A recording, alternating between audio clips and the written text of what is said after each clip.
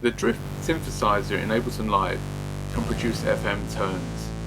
They're not overly complex, but then setting up drift to produce those tones is also not overly complex.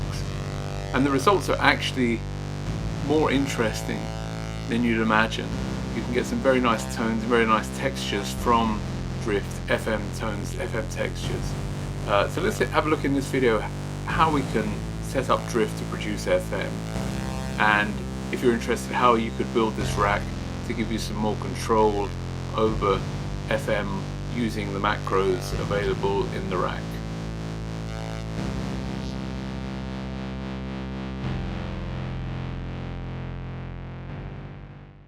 So I've got drift playing a simple sine wave here on oscillator 1. Oscillator 2 is deactivated. I hope the melody doesn't become too repetitive, but I'll go as quickly as I can. So we have this simple sine wave playing, and now the trick to setting up drift to produce FM tones is actually very simple. You have the option here of a 1-to-1 ratio in the LFO, and when we set that, and when we set the destination for the LFO to be the pitch for both oscillators here, so we have one modulator effectively modulating two carriers, that's our FM synth. Well then, when we increase this FM ratio here, then we start getting FM tones from our sine wave. Now we can put in here some ratios that work quite nicely, that don't go out of tone. I just type these in by hand. Or we can look for more sort of exotic FM tones between the ratios. But something like a 0.5, 1, 1.5, those kind of ratios work quite nicely. Let's go back to 1. So you see here, the shape of our sine. We can also affect, we don't have to stick with a sine wave, we can affect the shape of the sine wave. We can change our wave shapes here, we can change the wave shapes of the LFO and get some more interesting tones. So let's have a go. If we change the oscillator 1 shape here, this value here, we start to see that our waveform is changing.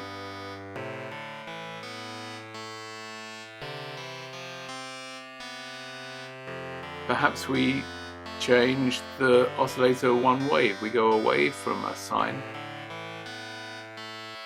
triangle. I'm not sure what this shape is, but we can go through. We have a saw, pulse. So we can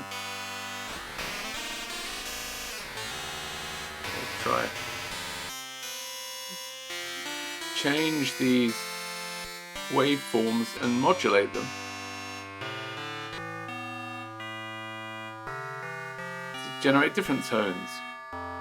We could introduce a second oscillator here.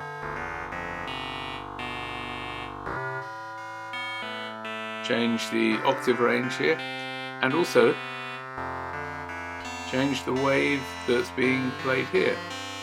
Now,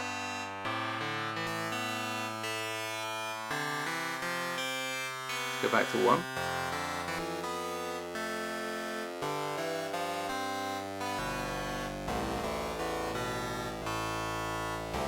We can also change the wave that's modulating the pitch of these two oscillators.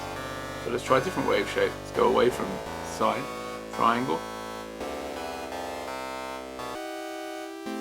Saw up,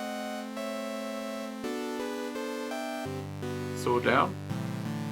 So with all of these variations we can get different tones.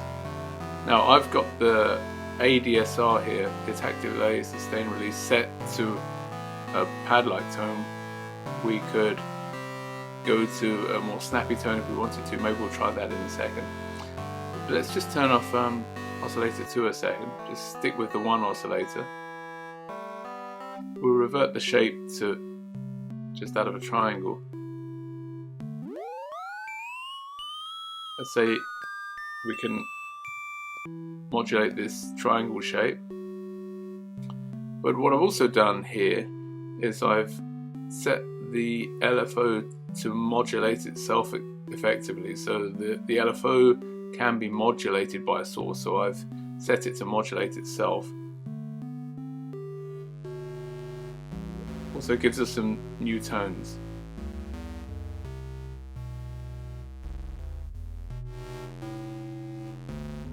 In combination with the LFO wave shape. And also, I say, with the wave shape of the oscillator we're using. So there's lots of possibilities for creating tones. Of course, one of the nice ways is to randomize things. Let's see what comes out. We've also got here in the rack, we've got a control of the filter frequency, low pass, resonance. I've got on this one, I'm controlling the high pass and also the amount of modulation that goes to the filter frequency from envelope 2. I'll show this how this is set up in the build. So we've got some controls here. I'd say we could go to a snappy tone.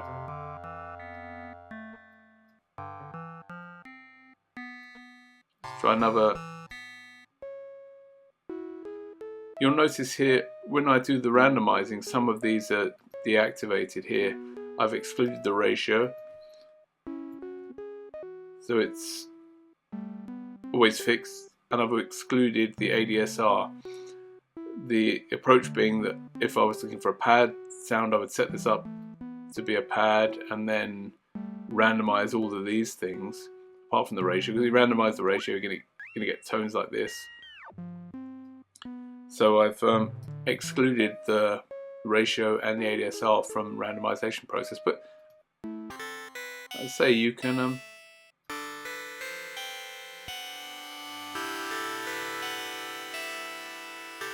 create all kinds of tones.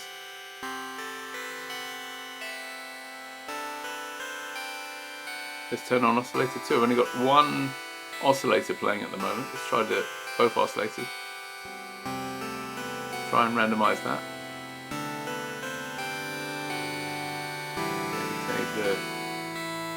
Here we go. Try another one.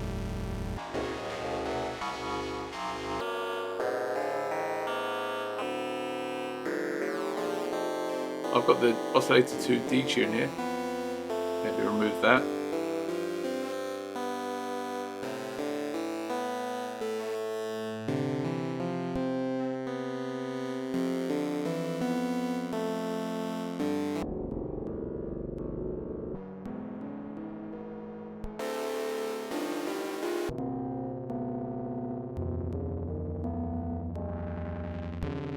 Let's change the ratio.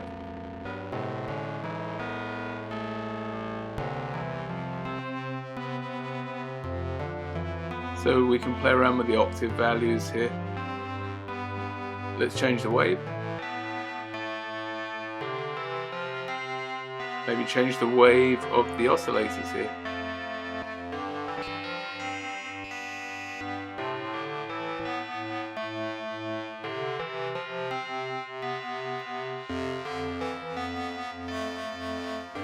So, as you see, you can get all kinds of tones.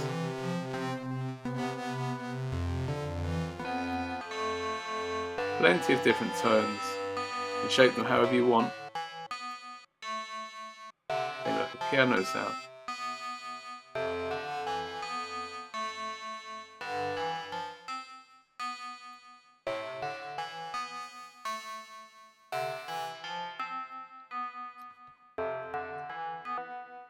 Okay, so I think you can understand. A lot of power comes from being able to use this LFO to modulate the two oscillators, and it opens up a whole new sort of arena of sound within the drift synthesizer for generating tones. Just play around with a couple more.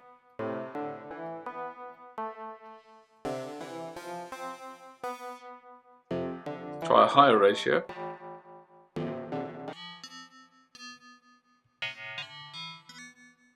And do some randomizing with this. Might get some higher tones.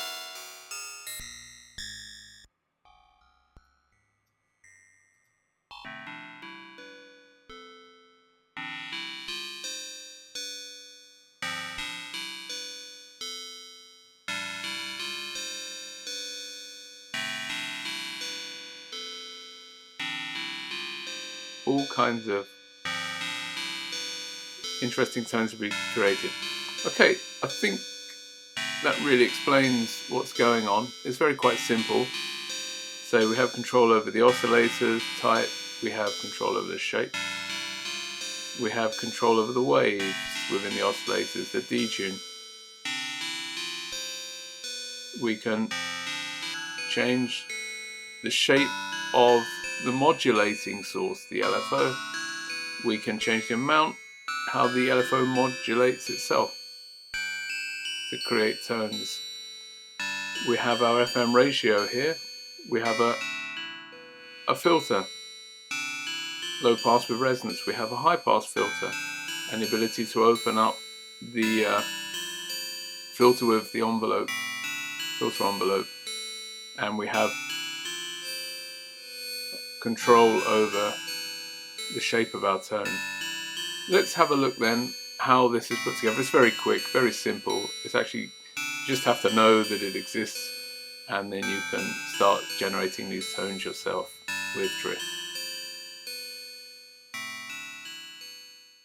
So I've kept my original instrument rack here. You find that in instrument rack here. Just drop one in. Just to explain, as always, you can open up the macros with these plus minus here. Initially you'll get 6, and then you just open them up until you get the full 16 macros.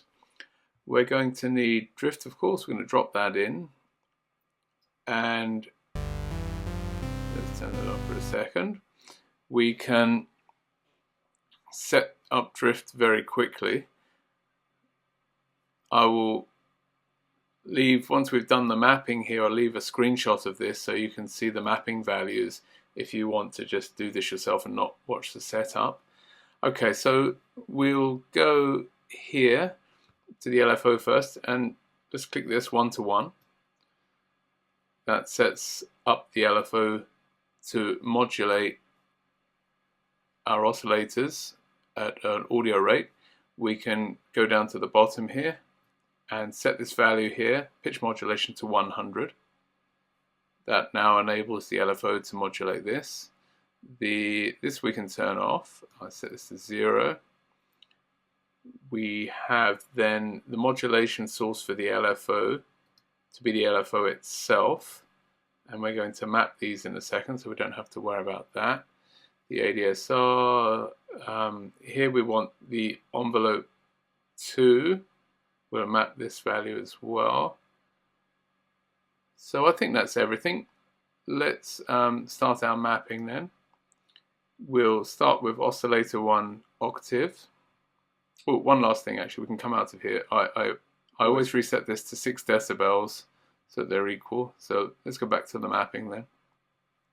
We'll map oscillator 1 octave, which is this value here.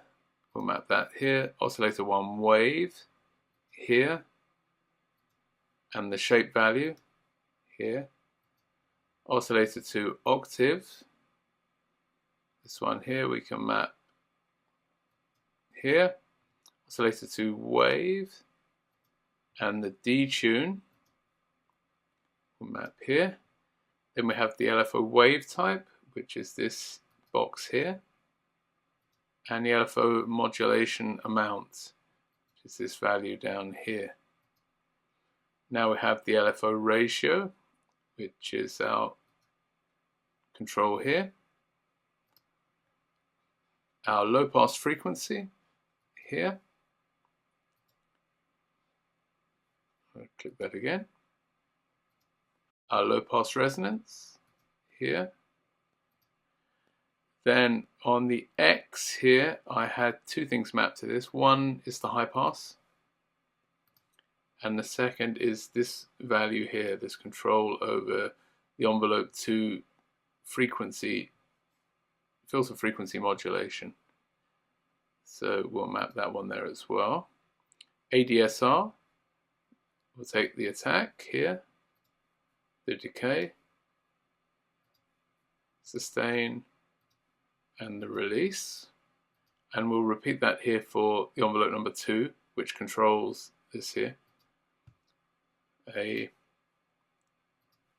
D, S, R. Okay, so that's the mapping done. All we need to do now is to set some parameters here. So let's do that quickly. We have on the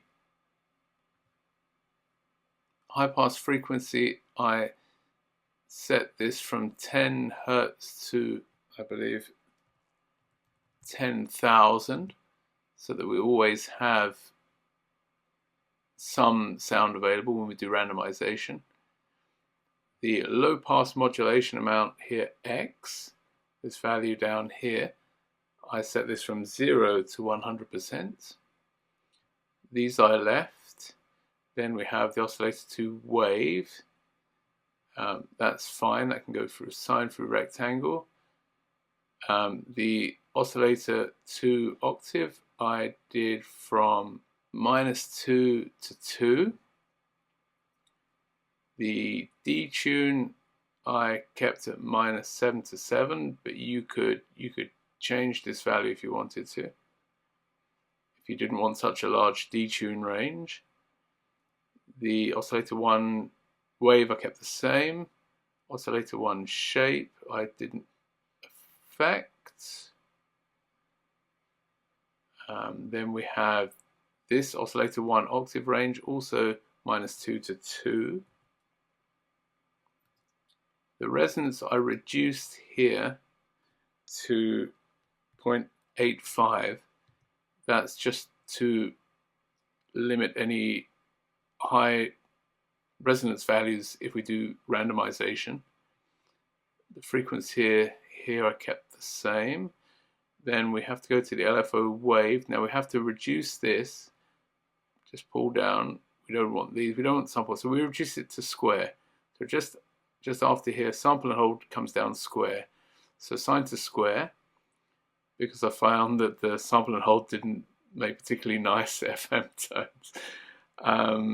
The LFO ratio, you could keep it at 16. You could reduce this value if you want. It's your choice. LFO modulation amount, I also reduced this to, or increased it to 0 to 100%. Sorry, that is this value down here. That's this previous one I mentioned here was this value here. So I've adjusted those two. And then the decay, sustain, attack, yeah, they're the same. So that's it. So that's everything set up. Let's turn on the sound again and see if we get some kind of tone. Let's have a go. Maybe we can randomize first. Really risk it and see what happens. Quite a quiet tone. Oh, one thing we need to do actually before, let's just get a tone. We need to set these up, as I say, with some are excluded from the randomization. The way I set it up was this one here, the LFO ratio is excluded. The A, D, S, and R are all excluded from the randomization. These ones are allowed to randomize. You could exclude the detune if you found it. Let's try something a bit more. What do we have?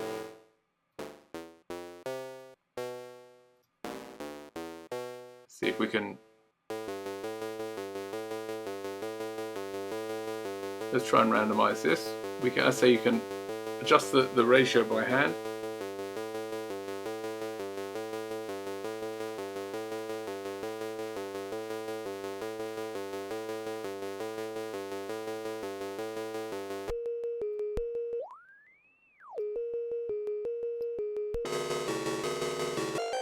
See what we get, something.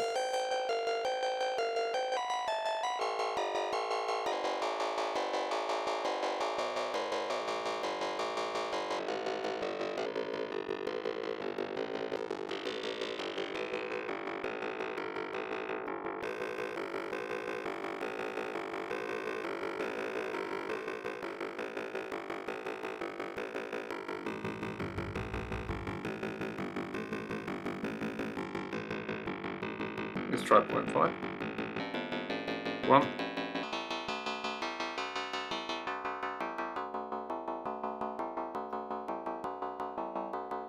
Okay, I think you get the idea. Everything seems to work fine.